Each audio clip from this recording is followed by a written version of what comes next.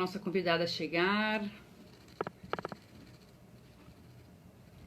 Entrei uns minutinhos antes para arrumar aqui, mas já tá tudo certinho. Vou esperar um pouquinho aqui agora.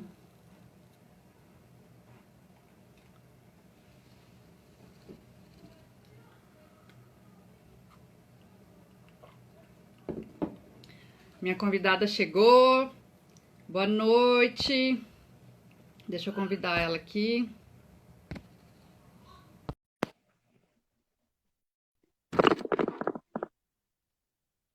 Boa noite, boa noite. Olá! Oi, Patrícia, tudo bem? Tudo bom, querida? Um prazer estar te recebendo aqui para a gente poder bater esse papo tão importante. Eu te agradeço, né, pelo convite para a gente poder conversar um pouquinho. Imagina, uma honra para mim. Eu acho que é tão importante, né, a gente poder conversar. Deixa eu ver, já tem um comentário aqui. Doença grave na pele. Você conhece? Não, Depois a gente vê esse comentário ali. E não como que tá aí em São Paulo? Você mora em São Paulo, né? moro aqui em São Paulo e assim, pelo menos fazer frio perto que estava aqui semana passada. Eu não posso falar de frio perto de você, aí porque Curitiba ninguém bate, né? Mas, Verdade. mas aqui pelo menos o tempo deu uma melhorada, então. Ontem estava lindo aqui em Curitiba. A gente até estava de bermuda, camiseta, sabe? Um sol, um calor. Daí, de repente, hoje já amanheceu. Mas Curitiba é assim, sabe? Não sei se você já conhece aqui, mas uma hora tá um calorão, de repente já vira um frio, de repente. Eu acho que os maiores frios que eu já passei aqui no Brasil foram aí em Curitiba. Terrível, menina, terrível. Todo inverno eu falo pro meu marido, a gente vai embora de Curitiba, mas a gente nunca vai. Eu não gosto de frio. Bom, então, ó, a gente já tem algumas pessoas ali, já são 9 horas. Acho que a gente vai começando, então, daí o pessoal vai entrando e vai pegando, né, a conversa. Claro, Então, para quem está aí, boa noite. A minha convidada de hoje se chama Patrícia Salvatore, é isso? isso. Professora universitária, doutoranda na área de comunicação, é isso? Exato. Eu faço doutorado, Mãe, oi? eu faço doutorado na ECA, na USP, na Escola de Comunicação. Muito bacana. E também é mãe atípica, ativista, enfim. Somos mulheres múltiplas, né? Cheio de coisas, cheio de funções, enfim. Eu queria então que você começasse contando um pouquinho de você e da sua filha, né? Como que é essa questão da maternidade atípica para vocês, qual que é o diagnóstico dela, explicar um pouquinho para a gente, porque a gente fala muito, eu, né, aqui na minha página falo muito de autismo, e, e a gente acaba não tendo muito conhecimento sobre algumas síndromes raras, alguns outros diagnósticos que não é do nosso conhecimento, assim como as pessoas não têm muito conhecimento sobre autismo, né? Enfim, então gostaria que você comentasse um pouquinho para a gente como que é com vocês aí. Tá? Bom, a Larissa tem 15 anos. Ela, logo que nasceu, ela nasceu prematurinha, assim, mas prematura de 36 semanas. Então não foi, Ah, é? não era uma super prematuridade que dissesse, ah, não, tá, mas ela era uma criança, um bebê muito hipotônico. Ela era super Uhum. molinha, não mamava, não mamou no peito de jeito nenhum. Então, na maternidade, os médicos já falaram: olha, ops, tem alguma coisa fora do padrão, né? Vamos investigar. E fizeram uma série de exames nela lá. É, esses exames todos foram dando negativo, negativo, negativo, até que um dia o neuropediatra chegou para mim e falou assim: olha, tem duas hipóteses, tem dois caminhos. Ou ela tem uma síndrome muito rara, que chama síndrome de Prader-Willi, ou a gente vai ter que partir para a investigação de doenças neuromusculares, né? Isso com quanto? Oi? Isso ela tinha qual idade? 3 dias. Ela estava Nossa, tava na UTI neonatal, super bebezu. E aí, assim, a gente fez o exame, só que o exame não era feito aqui no Brasil. A maternidade tirava o sangue dela e mandava para os Estados Unidos, porque era super difícil. E aí, esse exame levou 2 meses para chegar o resultado. Só que Nossa. ela era um bebê mega hipotônico, então teve que fazer fono na maternidade. A partir daí, ela conseguiu melhorar, aprender a mamar, né, na mamadeirinha e tal. Então, a gente conseguiu ter a alta dela, ela saiu da maternidade, a gente veio para casa e começou com fisioterapia. Ela, com 1 mês, eu já levei para fisioterapia, porque ela era muito molinha. Aí, depois de mais 1 mês, chegou o resultado do exame e deu que ela tinha síndrome de Prader-Willi, que eu nunca tinha ouvido falar na minha vida, assim, não sabia. Então, síndromes raras, né? Tem esse nome assim, mas são diversas, né? Eu nem sei quantas, mas são muitas diferentes. São muitas. E assim, essa, imagina, nunca que, né? E aí que eu comecei, quando saiu o resultado, é que eu comecei a pesquisar. Porque quando ela fez o exame, ela fez tanto exame, que sabe quando você fala, ai, não vou querer levar muito a sério, porque foram muitos exames. Quando veio o resultado, aí eu falei, não, opa, peraí. E assim, me lembro que eu passei aquela madrugada inteira, eu varei a madrugada pesquisando. Aqui no Brasil não tinha quase nada de informação. As informações eram super, super desatualizadas. Tinha pouquíssima coisa. Assim, era um cenário pavoroso, Amabile. Você não tem ideia. 15 anos atrás era tudo mato, sabe? Meu Deus, imagina. Aí eu descobri que existiam vários locais no mundo, várias associações pelo mundo, super estruturadas. Nos Estados Unidos tinha uma associação incrível, tinha uma associação internacional que era muito bacana. Então eu resolvi começar a fuçar, xeretar e tudo mais.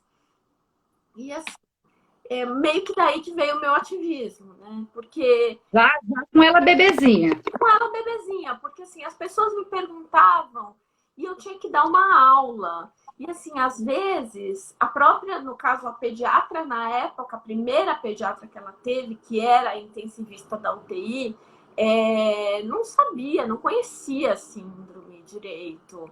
Sabia Eu alguma imagino coisa. porque, ó, isso até com autismo acontece. Para você ver, o meu filho foi diagnosticado há 7 anos atrás e há 7 anos a gente sofreu para encontrar um médico que pudesse nos ajudar.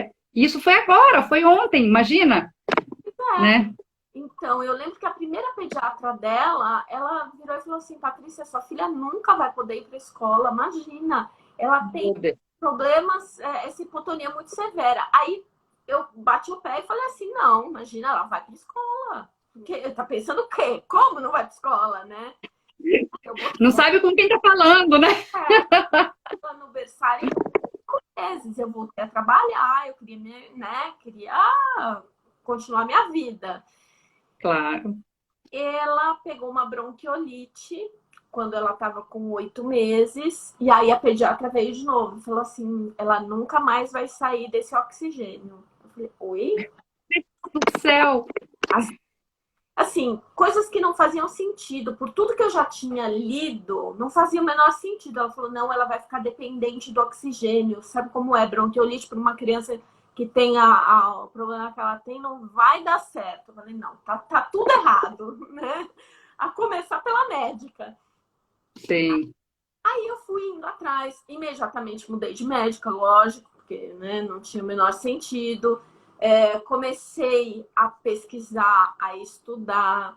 E aí, depois de um tempo, eu criei uma página no Face, que é a minha página Mundo Imperfeito. Eu criei primeiro lá no Face.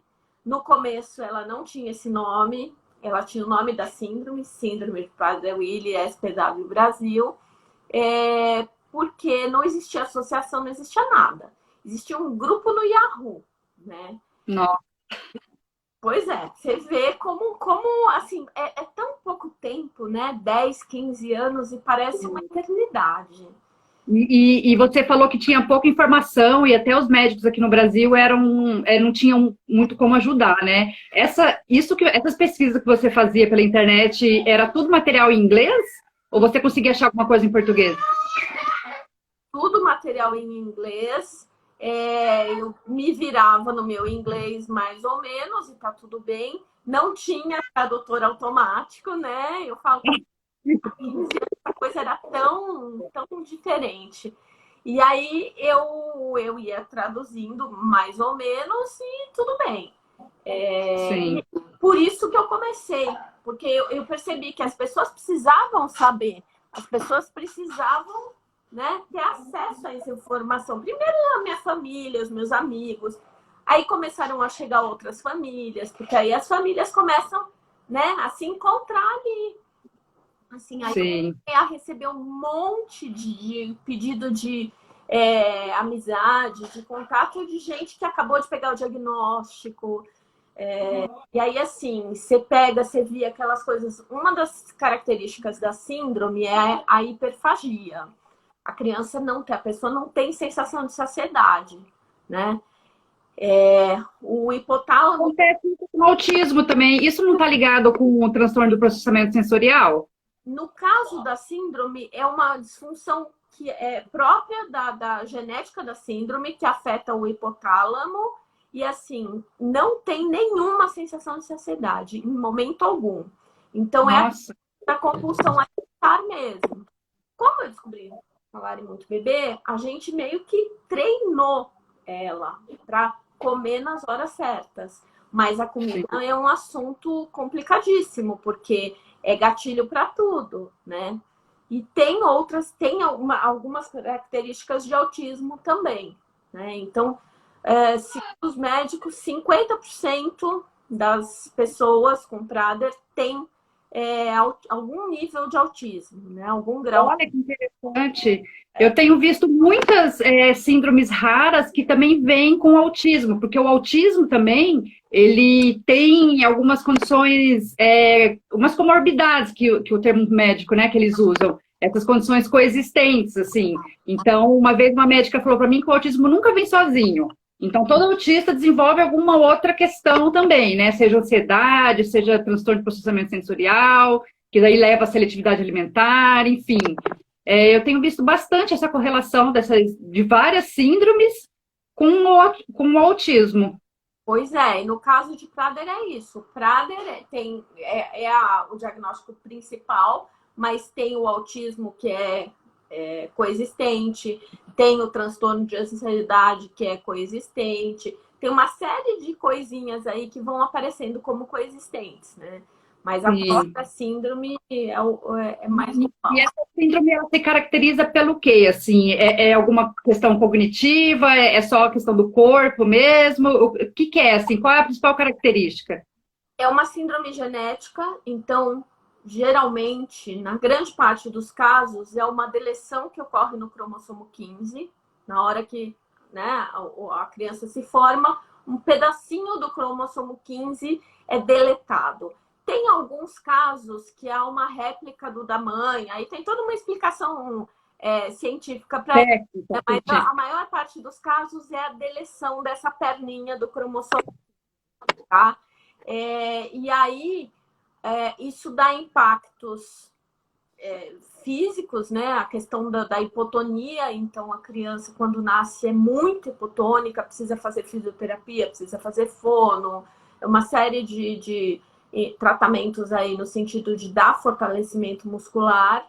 Existe uma questão cognitiva, então impacta, tem alguma variação, e aí é como o autismo é um espectro, não tem uma definição clara, então vai desde dificuldade de aprendizagem até uma deficiência intelectual severa. Depende. Cada caso é um caso, né? E a sua filha, ela desenvolveu a fala?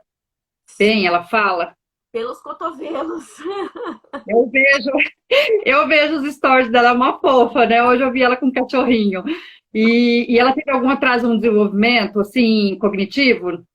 Tem. Ela teve bastante atraso na parte de aprendizagem, que isso é muito da síndrome mesmo.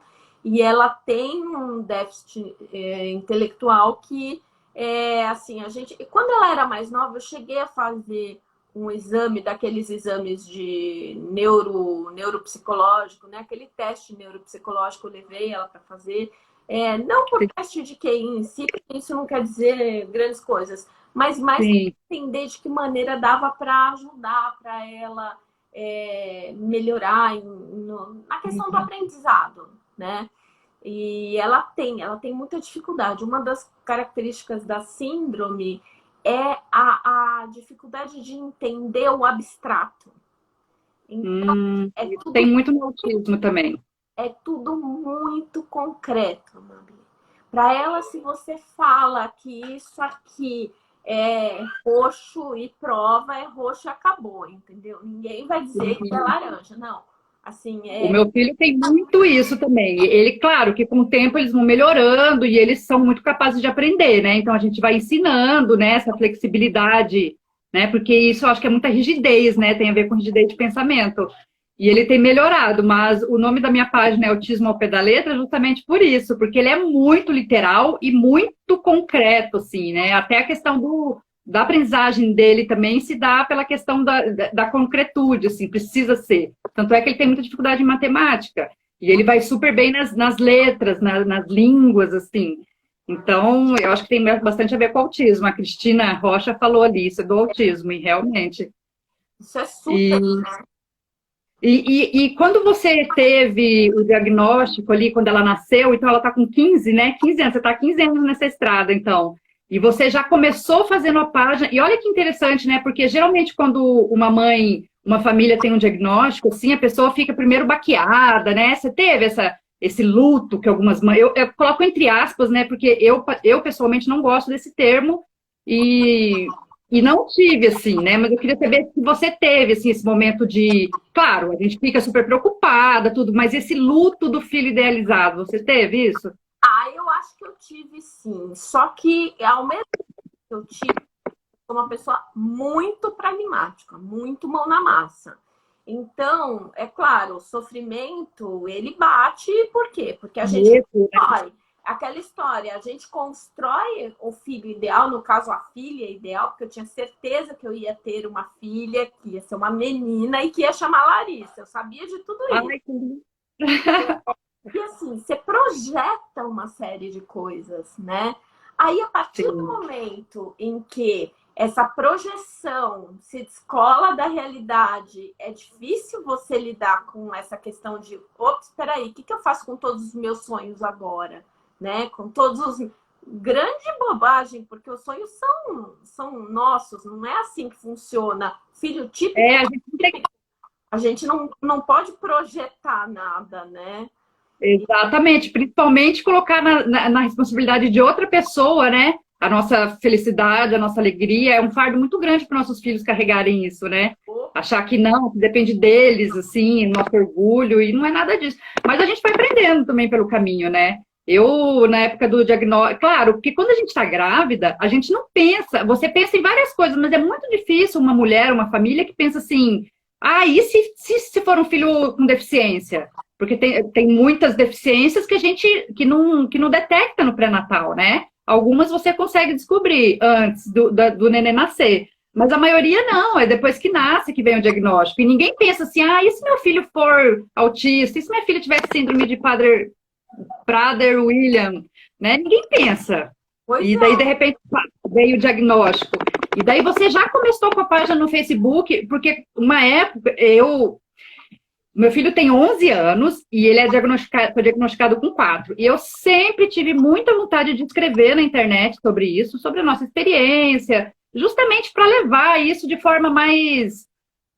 para que se popularize, né? O conhecimento, para que chegue às pessoas, assim, para saber, ele existe, o autismo existe, as pessoas com deficiência existem, elas precisam ocupar os seus lugares. Mas eu sempre tive... Eu não sei nem te falar a palavra, eu acho que é medo mesmo, um receio, assim, de... sei lá, de não ser bem aceita, das pessoas não terem interesse, mas enfim, resolvi começar com a página há pouco tempo agora, foi agora durante a quarentena que eu comecei a escrever sobre autismo mesmo, sim, com o nome da página e tudo, porque eventualmente eu já compartilhava coisas no meu perfil pessoal, Mas daí resolvi fazer a página e tá sendo muito legal, assim, porque a gente descobre um mundo, sabe? A gente forma uma rede de apoio. Você vê que é um mundo novo se abre à sua frente, assim. E isso há 15 anos atrás, você no Facebook, como que foi? As pessoas recebiam bem a sua página? Quando ela nasceu, eu nem Facebook tinha, não. Eu tinha Orkut. É verdade. O Facebook mal estava começando. Eu fiquei pelo Orkut, eu falava muito sobre isso. Tinha grupos lá e fui conhecendo uma ou outra mãe, assim, mas uma rede muito pequena, 5, 10 pessoas. Você já era professora? Oi? Você já era professora nessa época? Não, não. Eu me tornei professora depois. Eu já chego lá, já te conto. Aí eu trabalhava no mundo corporativo, sempre trabalhei com comunicação. Mas aí eu falava muito. Por quê? Porque eu pensava o seguinte, uma síndrome rara. Eu, como mãe, nunca tinha ouvido falar até ela nascer. Se eu não fizesse isso e se eu não falasse, as pessoas iam continuar sem saber e eu ia ficar isolada cada vez mais e ela idem. Então, eu saía falando para céu, arroba terra. E aí, em 2010, foi quando eu entrei no Facebook, foi quando eu descobri que a Associação Norte-Americana tinha acabado de criar uma página, as entidades internacionais estavam entrando no Facebook naquela época, né? Sim. E aí foi nesse momento em que eu falei, opa, peraí, então eu vou criar a página. Então, na verdade, eu levei 5 anos até criar a página do Facebook, né? Mas primeiro eu tive todo esse trabalho no Orkut que perdeu, sumiu, desapareceu, né? Que pena, né? Em 2010 é que eu criei a página e assim, aí começou a bombar. De lá para cá, aí depois disso eu decidi, quando a Lari estava com 7 anos, eu decidi sair do mundo corporativo, porque aí existe toda uma coisa da mãe atípica e mundo corporativo que não andam combinando muito bem, né? É um capítulo à parte, podemos fazer uma live só sobre isso. Sim. E aí eu resolvi ir para o meu sonho de vida, que era dar aula e ir para a vida acadêmica. Fui fazer mestrado, né? E aí, a partir daí que eu comecei a dar aula, então, quer dizer, faz 7 para 8 anos que eu tô no mundo acadêmico, né? E assim, foi muito legal, porque aí me permitiu ter muito mais flexibilidade. Hoje em dia eu trabalho feito uma louca também, quase tanto quanto ou até mais do que na época que eu estava no mundo corporativo, mas pelo menos eu tenho mais flexibilidade. E eu faço meu doutorado no tema, né? Que aí quando eu fui fazer o doutorado, eu falei, não, agora eu vou pesquisar o que eu gosto. Esse é meu objetivo também, tá, Patrícia? Eu quero fazer isso também, mas eu tô com um bebê de 2 anos, eu vou esperar, acho que até ano que vem, quem sabe? Mas é isso mesmo, a gente tem que ver o momento certo. Eu decidi sair do mundo corporativo no dia, assim, na época, que a Lari virou para mim um dia e falou assim, mamãe, você vem me buscar na escola no fim da tarde? Eu falei, claro, filha, eu vou te buscar. Todo fim de tarde eu vou te buscar. Ela falou, não, mamãe, você vem à noite. Eu queria que você viesse de dia, que nem as mães das minhas amigas. Ai, meu coração, né? Aquela facada no peito, sabe? Que você fala, ai, doeu, né? E assim, aí a vida da gente parece que vai se tornando tudo em volta disso, né? A gente começa, como você falou, a gente começa a formar essa rede, né? Tô vendo um monte de gente aqui querida comentando a Mel. Sim, Patrícia, já tem gente falando que te ama aqui, que adora te seguir. Altemir Sonda, tem muita gente legal aqui. A Mel, a gente se conheceu lá do Orkut. E aí, assim, é isso mesmo. São aqueles grupos que a gente vai, né? Aquelas amizades que a gente vai carregando para a vida. A gente vai aprendendo juntas, a gente vai construindo essa história. Eu acho tão importante, sabe? Porque a gente fala de um tema, claro, que não é um tema que interessa a todo mundo, né? Mas as pessoas que se interessam e que precisam, que consomem esse conteúdo, faz toda a diferença, porque são pessoas que vivem isso com seus filhos, com seus, sei lá, irmãos, sobrinhos, né? Netos, e é de extrema importância, assim. Então, eu vejo isso como é um trabalho, né, Patrícia? É porque a gente não pode, a gente tem responsabilidade sobre o que a gente posta, então a gente tem que pesquisar, a gente não vai fazer uma postagem com referências da minha cabeça, né? Vozes da minha cabeça. A gente tem que ter uma referência, postar com responsabilidade, né? Mesmo quando a gente fala sobre o nosso ponto de vista, sobre a nossa vivência. Então, eu vejo esse ativismo nas redes sociais como um outro trabalho. É um trabalho não remunerado e que às vezes traz até desgosto para a gente, porque tem gente que às vezes, né, você sabe como que é a internet, né? Falam o que querem, comentam o que querem, às vezes não pensa que tem uma pessoa ali do outro lado, né? Mas é extremamente importante, assim, ter vozes como você e como várias outras mulheres que eu tenho conhecido agora. Eu não lembro nem como que eu cheguei na sua página. Só sei que quando eu vi, sabe quando você se identifica já de cara? Eu falei, gente do céu, já comecei a seguir, já comecei a interagir, eu achei o máximo, assim. Porque, principalmente porque você posta coisas que têm embasamento científico, né? Então você não posta coisas que não tem nada a ver. São coisas que têm um estudo ali por trás, a gente consegue perceber isso. Então eu acho bem importante. Eu tento E pegar tudo aquilo que eu assimilo, que eu aprendo no doutorado, que eu leio, que eu estou buscando, e tento fazer isso, trazer isso para a página de uma maneira mais simplificada, de uma maneira mais leve, né? De uma maneira. Às vezes não dá para ser super leve. Você vai falar de a história da eugenia, não dá para ser leve, né? A gente precisa saber.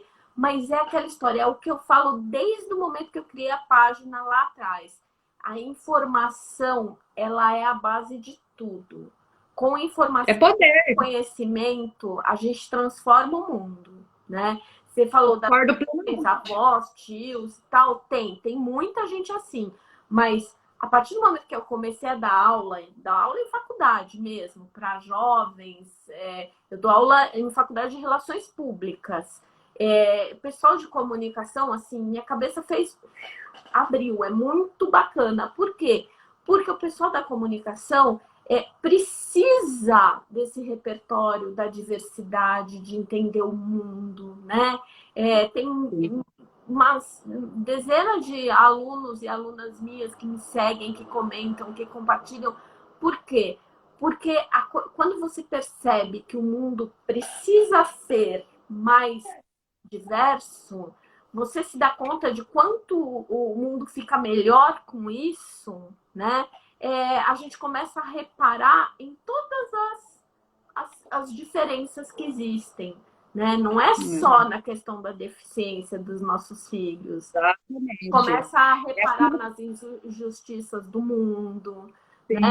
A gente começa a reparar a gente, né, que é branca, e estou vendo aqui a Gabi, que está aqui, a questão do racismo. Então, a gente começa a abrir os olhos para os nossos privilégios. Eu costumo falar, Patrícia, que não tem como você fazer um ativismo pela neurodiversidade ou pela pessoa com deficiência e ser LGBT-fóbico ou ser racista. Não tem como. Isso vai contra tudo que a gente acredita, que a gente prega. Porque se a gente fala de respeito às pessoas, é a todas as pessoas, né? Porque se não serve para um, não serve para nenhum.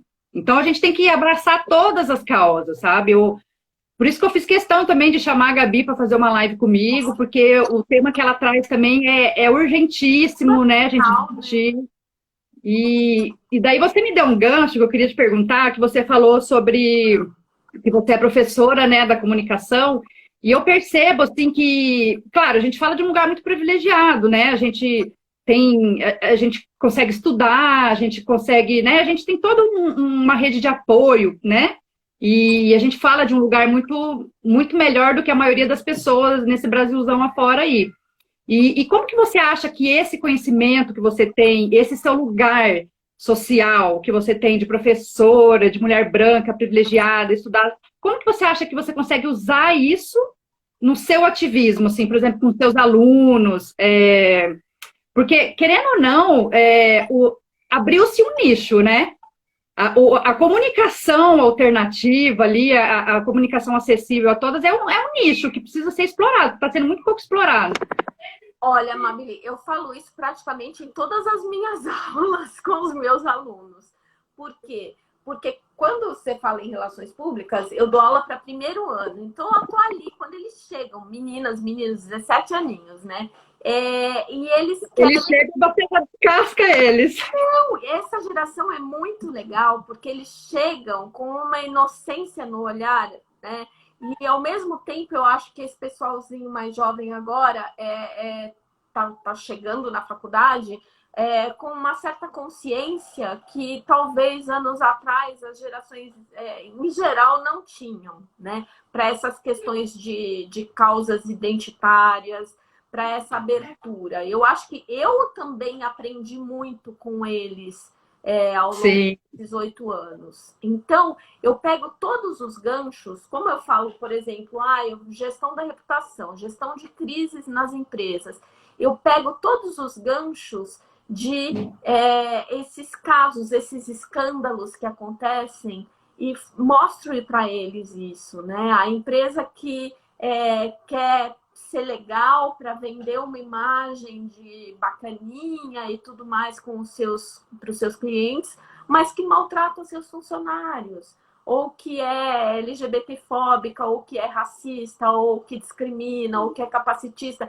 Ou seja, eles precisam entender, e eu acho que mais do que eles entenderem isso para o trabalho, é entender para a vida, que assim, a gente tem que ter coerência em tudo aquilo que a gente pensa e aquilo que a gente faz, né?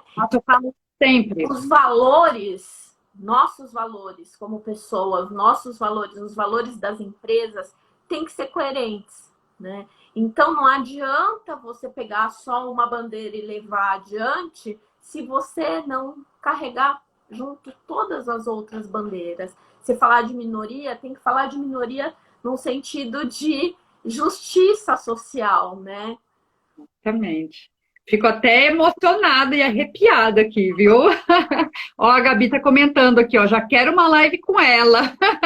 Você já vai ter mais convite de live aí. Oba. A empresa diz ser antirracista e não contrata negros em cargos de liderança. É verdade. As empresas se dizem inclusivas, se dizem não sei o quê, mas não tem negro em cargo de liderança, não tem pessoa com deficiência num cargo de liderança, não libera o marido, o pai para ir com a criança no médico, porque isso é coisa de mulher. E mesmo enfim. a mãe, né? A mãe não recebe promoção porque ela se dedica demais aos filhos. É aquela frase que eu sempre falo.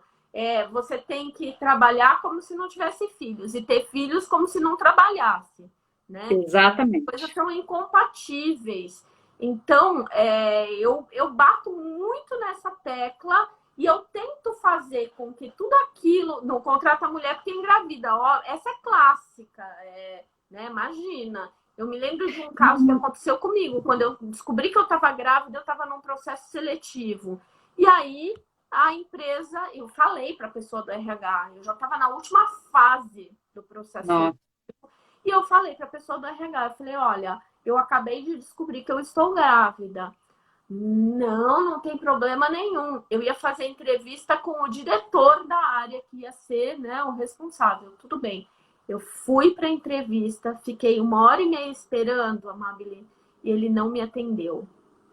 Não. Uma mega empresa nacional, assim, de porte gigantesco, para um cargo de gerência. E assim, eu fiquei 1h30 na sala de espera. Ele teve um imprevisto, teve que viajar às pressas, a gente chama. Quer dizer, uma empresa que já ganhou um monte de prêmio. Total, né? E te retornaram depois? Claro que não, imagina. Entendeu? E olha que isso do alto do meu privilégio, de uma pessoa que já tinha nível superior, já tinha pós-graduação, quer dizer, estava num patamar de carreira, né? Mas é essa a realidade que a gente vive, né? Então... A gente vive numa sociedade extremamente seletiva, né? Então, tudo que foge daquele padrão branco, hétero, cis, sem deficiência, magro, né? Tudo que foge desse padrão, homem... É considerado diverso. Então, se a gente for falar de minoria, né? A minoria, na verdade, é a maioria da população, né? Porque quem que se encaixa nesse padrão? Pois é. E no caso da deficiência, acho que ainda tem um agravante, que assim, a deficiência, ninguém diz que é contra, né? Ninguém diz que é contra. Ninguém diz, ah, não, eu quero que as pessoas com deficiência desapareçam da minha frente. Sim, antiético, né? Imagina.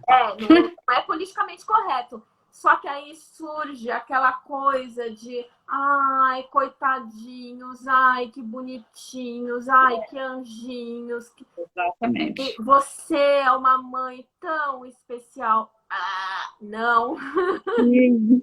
Ai, Gabi, isso no mundo do... Ó, Gabi, desculpa. Patrícia, eu tô vendo a Gabi ali, tô lembrando. Isso no mundo do autismo é muito presente, sabe? A gente tem muito essa questão da mãezinha, Mas né? em todos Enfim, os lugares, Amabile, é, não é só no mundo do autismo, não, né? Aquela coisa de colocar a mãe atípica num certo pedestal, e aí num pedestal muito ruim. E eu faço questão de falar isso o tempo todo, porque é um pedestal que isola a gente, é um pedestal sim. que não nos ajuda, não colabora em nada, né? Porque E nos abandona, né? É um pedestal que nos abandona, porque a partir do momento que a pessoa fala, ai, você é uma guerreira, ai, guerreira para mim é um dos piores. Nossa, você é uma guerreira, você, ó, o seu filho veio para você porque Deus sabia que você seria uma boa mãe. não Ou seja, se não vira dá aí com seu um filho. maior do que você pode carregar. Isso. Exatamente, vira aí com seu filho, porque ele é karma seu, né? Os religiosos que não me escutem agora, mas, enfim, daí isso tira toda a responsabilidade do Estado, da família, da escola, né? Porque a sociedade tem uma responsabilidade com essas pessoas também, né? Todo mundo tem uma responsabilidade. Então, não é assim, ai, bater nas costas e ai, mãezinha azul. Especial, Infelizmente, né? é. E os seus alunos, eles têm uma boa receptividade, então, com esse... Você tem, assim, algum orientando, alguém que quer seguir por essa área? Então, cada vez mais eles têm pesquisado, né? A gente já teve lá trabalhos de conclusão de curso relacionados à questão de deficiência. Eles procuram, a gente estimula demais isso nos alunos, esse olhar para a diversidade, esse olhar para o terceiro setor, esse olhar para. Porque não dá para formar profissional só para empresa privada multinacional, isso não existe, né? Então a gente estimula muito. E aí, quando eles sabem que eu sou ativista, que eu sou mãe atípica, então volta e meia, essa semana mesmo, umas alunas minhas estavam fazendo um trabalho de outra disciplina de metodologia, elas iam fazer um artigo, e aí elas queriam conversar comigo para pegar referências, para escrever sobre assunto com mais propriedade. E eu, nossa, eu sapateio, né? Porque eu vou falando, eu adoro falar Regaça as mangas, né, e começa. e vou falando. Ó, aqui, eu me formei na Universidade Tecnológica Federal do Paraná e até hoje eu tenho um bom contato com as minhas professoras lá da época, né? A gente se fala sempre, e eu tô sempre participando de evento lá, né? Falando sobre autismo, falando sobre a educação pública. E eu percebo assim, durante a minha graduação e a pós-graduação também, eu não tive nenhum. Eu tive assim, eu estudei Libras, que é a língua brasileira de sinais, que é a segunda língua oficial do Brasil, e só. E provavelmente porque é a segunda língua oficial do Brasil, porque senão talvez nem isso a gente teria tido. E eu, como professora, eu fico pensando, gente, como que um curso de graduação que está formando professores não tem uma disciplina falando sobre educação inclusiva, sabe? Educação especial. É, e eu acho que isso é uma coisa que eu até mandei aqui para um candidato nosso, na verdade ele nem é candidato a deputado, mas eu estou conversando com ele sobre isso, que a gente precisa se movimentar em relação a isso, a gente precisa exigir que os cursos, não só curso de licenciatura, mas todos os cursos, pelo menos uma disciplina sobre a questão da inclusão social, inclusão escolar, pessoa com deficiência, porque isso é extremamente importante. Como que eu, como professora, não tenho formação para dar aula para educação especial? Aí eu tenho que buscar uma pós-graduação ou estudar sozinha por isso, né? É urgente, sabe? É urgente isso. Não, Por com isso que... certeza.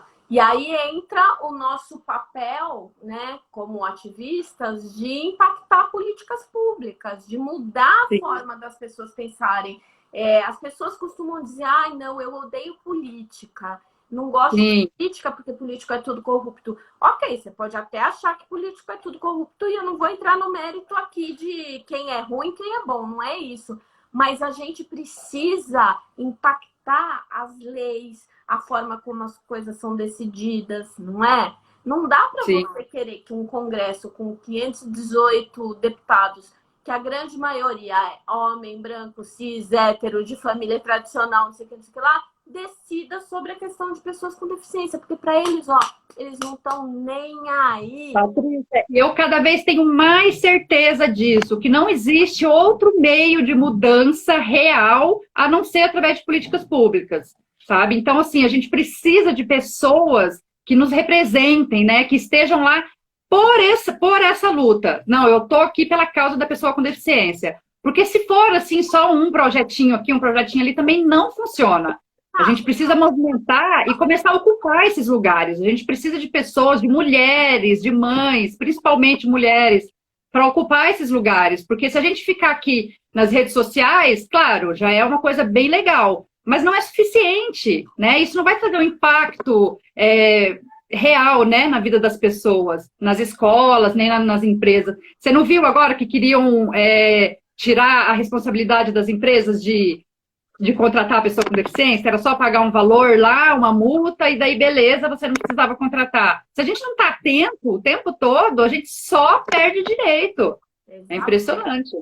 E aí a gente tem que ficar nessa, de batalhar, de buscar espaço, de falar sobre todas essas questões. Então, eu já, como você falou no começo, é um trabalho que a gente acaba tomando muita pancada, né? De, porque você tá isso, você tá querendo aparecer, porque você não sei o quê.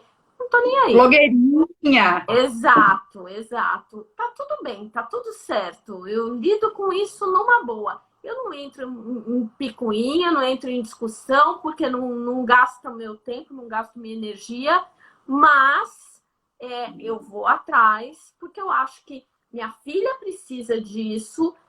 24% da população brasileira que tem deficiência precisa disso. Nós que somos mães atípicas sofremos todas as consequências disso, porque tudo que a gente tem não é por conta da deficiência dos nossos filhos. Os nossos maiores sofrimentos não são a deficiência, não vem da deficiência, vem da forma como a sociedade não nos apoia, não nos dá suporte. Exatamente. Né? Exato. Então, a gente tem que fazer política no micro, no macro, em todas as esferas. A gente tem Concordo plenamente. tem que ocupar espaço mesmo. Esses dias eu estava até conversando com a Andrea Werner, né, do Lagarta Vira-Pupa, mandei uma mensagem para ela e falei, Andrea, como que a gente começa, né? Como que a gente entra nesse mundo? Porque a política brasileira, ela é um negócio, assim, que, ó, não é para qualquer um, porque é um negócio tão... A gente não consegue nem entender muito bem, né? A gente não consegue entender. Eu acho que André. eu acho que é por isso que as pessoas se assustam e se afastam, porque é um rolo, sabe? Tão grande, tão que a gente não consegue nem entender o que está acontecendo. Daí ela falou assim, ó, isso que você está fazendo aí já é política. Eu falei, tá, mas eu quero saber, né? Porque é política, mas impacta quem? O que eu consigo mudar com isso, né? Enfim, a gente precisa. Eu acho que a gente tem que começar pequeno mesmo. Você tem que impactar a tua rua, você tem que impactar os teus vizinhos, a tua família, você tem que impactar a escola do teu filho, você tem que impactar. Mas isso eu já faço. Exatamente. E aí, a partir daí, a gente vai aumentando isso, né? Em todas as esferas, né? No ambiente de trabalho, assim, vai expandindo essa fala até chegar num patamar, por exemplo, como esse que a Andrea está, que agora ela está pré-candidata a vereadora aqui, né? Sim. E eu tenho certeza que ela vai conseguir, porque assim... Também, certeza, não é possível, né? Uma pessoa incrível. Além do que, né, aí tem o meu outro lado, meu lado pesquisadora. Eu estou fazendo, no meu doutorado, uma pesquisa sobre o ativismo para a causa de pessoas com deficiência intelectual e autismo, né? Eu estou fazendo essa comparação porque são 3 frentes, síndrome de Down, autismo e síndrome de Prader-Willi. Por quê? Porque são condições completamente diferentes em termos de conhecimento público e tudo mais. E o que eu estou vendo, eu estou fazendo uma comparação de tudo que tem aqui no Brasil com o que tem na Inglaterra, né? Porque lá é um dos celeiros aí do ativismo para a causa de pessoas com deficiência. E assim, tudo aponta nesse sentido, de que a gente precisa ocupar os espaços públicos. De todas as... Concordo plenamente. O brasileiro não tem esse perfil, o brasileiro não tem, por essência, nós não temos essa cultura, nós somos Sim. de uma origem que a gente foi induzido a misturar muito a questão de público e privado pela própria condição como o Brasil foi criado, né? E aqui as pessoas tendem a levar tudo muito para o lado pessoal, é tudo na base do jeitinho, aquela coisa, né? As grandes famílias que mandam nas regras desde que o Brasil é Brasil, né? Sim. Então, isso gerou uma cultura que é muito difícil. Você não muda uma cultura de um país do dia para a noite, né? Isso, são gerações de ativismo, E depois, Patrícia, eu vou até te mandar uma mensagem que eu gostaria que você me indicasse algumas referências, tá? Porque eu tenho bastante interesse nessas leituras também, daquele que você falou dos Ability Studies lá. Enfim, claro. Depois a gente conversa sobre isso. Tem muita coisa, tem muito campo de estudo que é sensacional. Eu estou lendo cada vez mais e olha... porque aí você entra para o campo das ciências sociais, né, da antropologia. Você começa... A comunicação é fantástica por causa disso, né? Você começa a ir buscando outros caminhos, né, para entender. Eu gosto, apesar de nunca ter estudado comunicação, eu acho que eu sou uma comunicadora nata, assim, sabe? Sempre fui muito, muito comunicativa. Claro, nesse sentido de conhecimento comum aí que a gente tem de comunicação, né? Mas eu acho extremamente importante e é um caminho, né? É um caminho da gente levar a voz, da gente ecoar a nossa voz por aí, né? Exato. E você agora está com curso, né? De maternidade atípica. Eu faz uma semana, um pouquinho menos de uma semana, foi na sexta-feira passada, eu lancei o curso Maternidade Atípica.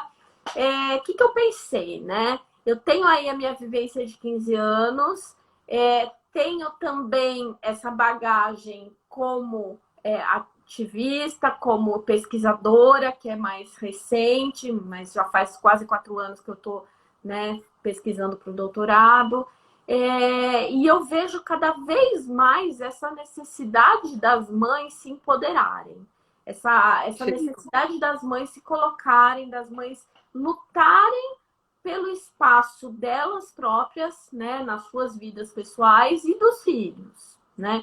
Claro que o ideal é que esses filhos venham a ter voz lá na frente, mas quando a gente fala de crianças muito pequenininhas, crianças que têm deficiência intelectual e que vão precisar de um tempo a mais para adquirir essa autonomia, né? Então, a gente precisa ajudar a fazer esse caminho para as mães, né?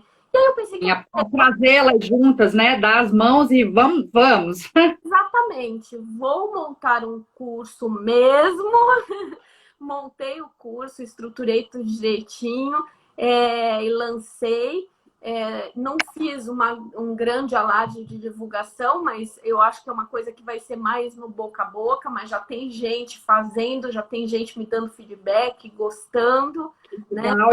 E a gente pode se inscrever a qualquer momento? Qualquer momento, porque as aulas já estão pré-gravadas. Tem vários exercícios de autoconhecimento, de troca de mensagem comigo, mas aí é ongoing, entra e vai fazendo, não é por turma.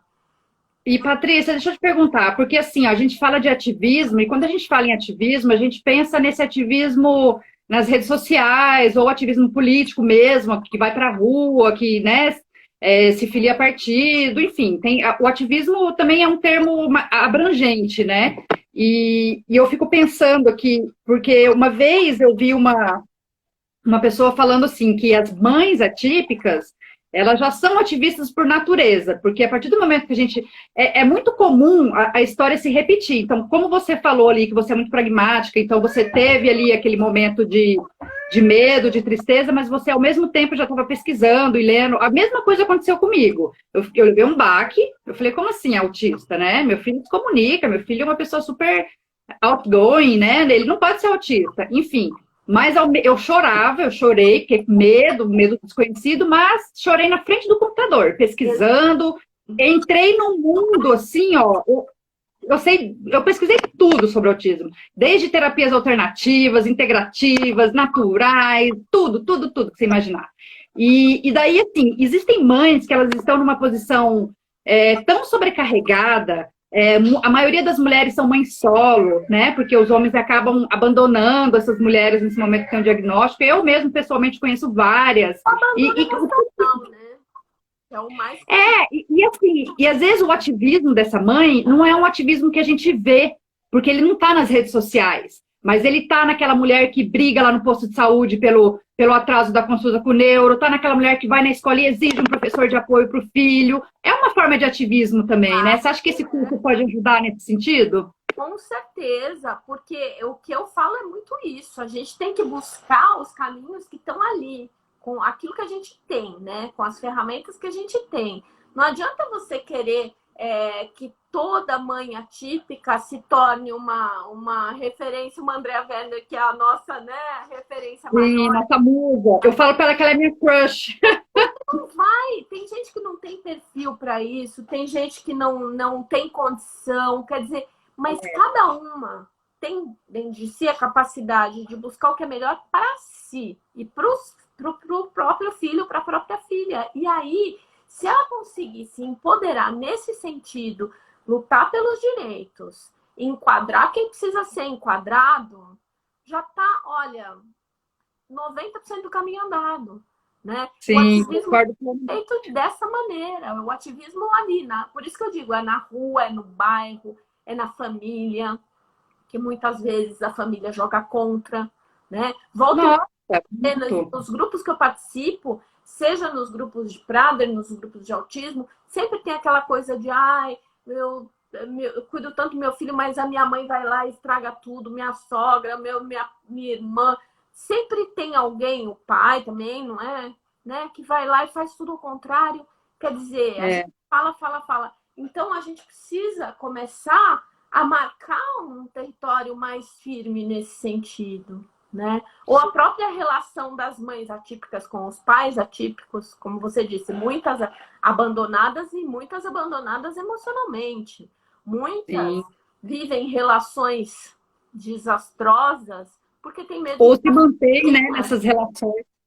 Por não conseguir, às vezes depende financeiramente, essa mulher não pode trabalhar porque ela tem que cuidar do filho, o filho às vezes não consegue frequentar uma escola, não tem idade ainda. Nossa, é um universo tão amplo e tão vasto, né? Por isso que eu falo, a gente fala de um lugar muito privilegiado, porque até nisso, assim, você vê, eu sempre tive uma rede de apoio, sabe? A minha mãe mora em outro estado, mas ela sempre se colocou disponível, ela falou, se precisar ir para aí, eu vou amanhã. Né, a minha sogra e meu sogro sempre abraçaram assim, meu filho, abraçaram a mim, meu marido, e eles estão junto conosco nessa luta, né? E a gente discute até em quem a gente vai votar, sabe? É engraçado, porque aqui em Curitiba a gente tem um amigo nosso que é pré-candidato a vereador pela causa da pessoa com deficiência. E eu tinha prometido para mim mesmo que eu só ia votar em mulher a partir de agora. Meu voto ia ser feminino, né? Claro. Faz um bom tempo. Sim, mas observando também não é em qualquer mulher, né? A gente precisa observar. Mas aí surgiu esse colega nosso, que ele foi presidente da União de Pais pelo Autismo aqui em Curitiba, que é uma associação de pais. E daí ele surgiu e a gente, né, conversa muito, assim, e ele é uma pessoa super bacana, ele tem um filho autista e ele é super ativista. Aí eu falei, poxa vida, hein, Rafael, você vai fazer eu mudar meu voto, porque tem uma pré-candidata a vereadora aqui em Curitiba também muito legal, muito bacana, e eu vou votar nele, porque é dele que a gente precisa nesse momento lá agora, né? Apesar da outra candidata também ser muito boa. Mas, enfim, daí na minha família a gente acaba discutindo isso também. Eu falo, gente, tem esse candidato aqui, ele pode ajudar nas políticas públicas de inclusão escolar. e daí eu tenho o maior apoio dele, sabe? E isso também é um privilégio. Mas por quê? Porque você tem essa consciência e o impacto que você causa na tua família para gerar toda essa rede, né? Então, quer dizer, isso vem do conhecimento, tudo que você pode aprender na vida, que é o grande, né, Amabilia? É coisa da educação, que a gente tem que lutar. Você como professora, eu como professora, a gente tem que lutar para que as pessoas possam estudar cada vez mais, porque é o que falta nesse país. A base é Com certeza. educação, né? A consciência que vem por meio da educação. E isso faz uma tremenda diferença. E a Cristina Rocha está comentando isso também, é ativismo, exatamente. É verdade. Isso é É o verdade. ativismo. A gente não precisa necessariamente ser Ser candidata, vista, né? Estar nas redes sociais ou estar na política, né? Para ser as ativista. redes sociais ajudam muito, né? Hoje em dia, ainda mais pós-pandemia, lógico, nem tenho o que dizer. Mas mesmo antes, as redes sociais têm um poder muito grande de alcance. Mas a gente sabe que aqui existe um filtro muito grande, né? Então a pessoa vem, entra na tua rede social, fala, ai, que linda, maravilhosa, mas depois ela vai lá e, né, não gostou do que você falou. Ah, tira, sabe, te bloqueia, te xinga. É sempre aquela coisa do exagero, porque não existe a, a interface real, né? E a gente tem que dar desconto para isso, mas é uma ferramenta incrível, não dá para negar a importância. Sim, com certeza. Patrícia, a nossa live está chegando perto do fim. E, meu Deus, a gente tem tanta coisa para falar. Eu ficava mais aqui, ó, um tempão conversando, umas 2 horas brincando, assim, ó, com uma tacinha de vinho, então nem se fala. É muito rápido. Quando a gente engrena, já acaba. Aí, só para fechar, eu queria comentar assim que esse ativismo que a gente faz, assim, ele exige da gente também uma paciência muito grande. Paciência no sentido que eu digo assim, porque a gente sabe que a gente está no Brasil, a gente está num país muito desigual, e a informação não chega para todo mundo, às vezes chega, né, não chega completa, chega de forma equivocada, então a gente precisa ter essa paciência pedagógica, né? Eu chamo de paciência pedagógica, de explicar, de falar, não, é assim por causa disso, é assado, daí a pessoa de novo vai lá te chamar de guerreira, por exemplo, né? Um exemplo mais bobo que eu estou dando aqui, mas eu acho que com essa afetividade que a gente estava até falando mais cedo do nosso grupo lá, né? Que é extremamente importante a gente ter essa afetividade, esse respeito na nossa escrita, na nossa fala, porque há um tempo atrás, se eu não tivesse tido o meu filho diagnosticado, eu ia estar no lugar dessas pessoas que não sabe o que é o autismo, que não sabe o que é a luta pelo direito das pessoas com deficiência. Então, assim, a gente só está aqui onde a gente está hoje porque, de uma forma ou outra, a gente foi jogada nesse lugar. E a gente assumiu isso e foi com tudo, né? Mas poderíamos não estar aqui. Então, eu acho bem importante. É aquela história, né? A gente fala de um lugar de privilégio muito grande por uma série de questões. Então, a gente tem que também sempre parar e olhar e se colocar no lugar do outro, que de repente está fazendo um comentário. Às vezes, não um comentário capacitista, mas um comentário que você fala: ah, não, mas será? A pessoa falou isso. Mas, assim, qual a base que ela teve para chegar àquela conclusão, né? Qual a referência que ela tem? Então, realmente, eu acho que a melhor coisa foi a expressão que você usou, é paciência pedagógica.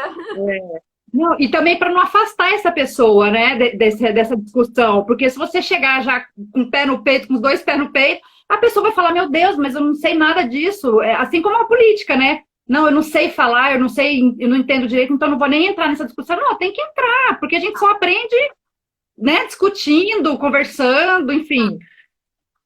Né? Alguém comentou aqui, a importância está no lugar do outro.